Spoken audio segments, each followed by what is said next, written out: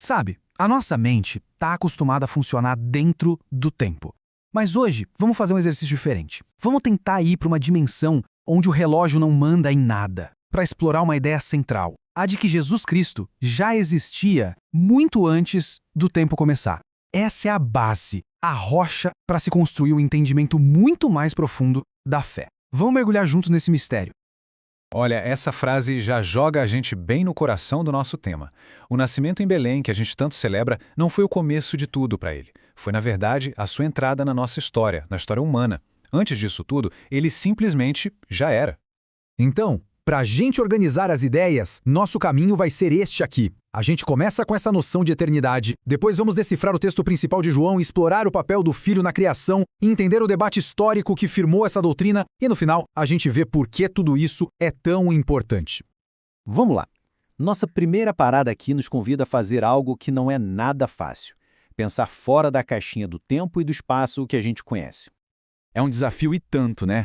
Tentar conceber uma realidade sem um antes e um depois. A gente está tão acostumado com linha do tempo, com começo, meio e fim, mas para entender a natureza do Filho, a gente precisa se esforçar para imaginar um estado de ser que simplesmente é. E essa é a afirmação central. Pensa um pouquinho nisso. Antes da primeira estrela, antes do primeiro átomo, a existência do Filho não depende da criação. Ele não é parte do universo. O universo é que veio a existir através dele. Ele precede absolutamente tudo o que foi criado. Agora vamos para a evidência no texto, que é fundamental. O apóstolo João, logo no comecinho do seu evangelho, entrega uma declaração teológica de uma profundidade imensa. Essa única frase tem 3 partes que constroem um argumento poderosíssimo sobre a identidade do Verbo, que o próprio João depois vai dizer que é Jesus. Vamos analisar cada pedacinho. E aqui a gramática nos revela uma coisa fascinante.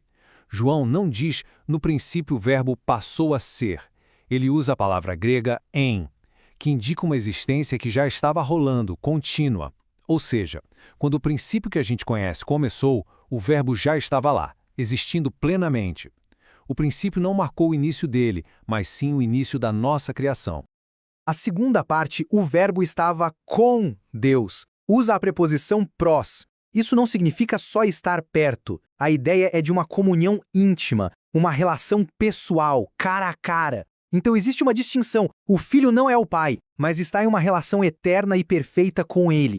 E aqui vem o ponto crucial.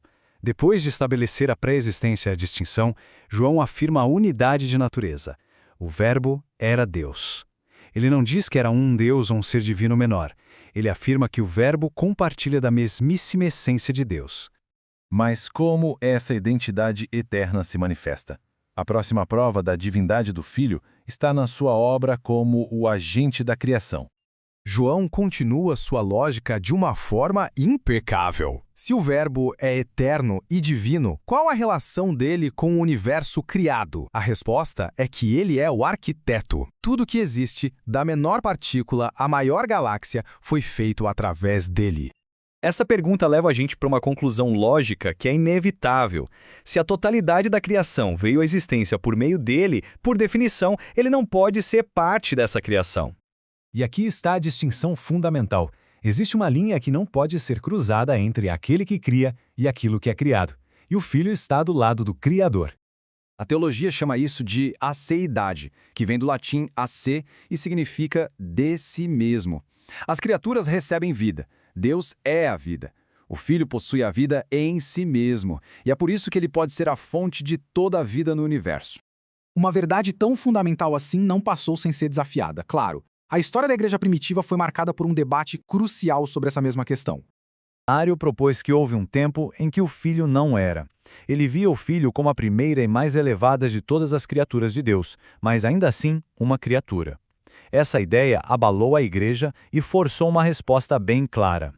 O contraste é gritante, como a gente vê aqui. A visão de Ario bate de frente com o que acabamos de analisar em João 1:1.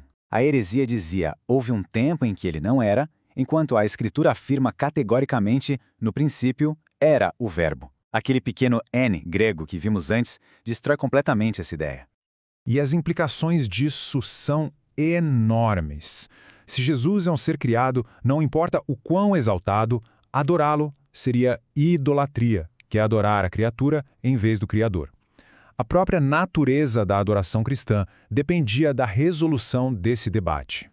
E tudo isso nos leva a uma pergunta final. Por que isso importa? Porque não se trata só de uma discussão teológica abstrata. A eternidade do Filho é a base da segurança e da esperança. A estabilidade da fé vem do fato de que seu objeto é imutável e eterno. Um Salvador que foi criado poderia, teoricamente, falhar ou mudar. Mas um Salvador que é o próprio Deus eterno é um fundamento seguro, uma rocha que não pode ser abalada. Resumindo os pontos cruciais, Jesus não é apenas uma figura histórica. Ele é o Deus eterno que entrou no tempo. O Salvador e o Criador são a mesma pessoa. E por ser eterno, seu sacrifício na cruz tem um valor infinito, capaz de redimir através de todas as eras. Essa é a essência da nossa confiança. O futuro não está nas mãos de uma força incerta ou de uma criatura limitada. Está nas mãos daquele que existia antes mesmo do conceito de ontem ter sido formado. E terminamos com esta reflexão.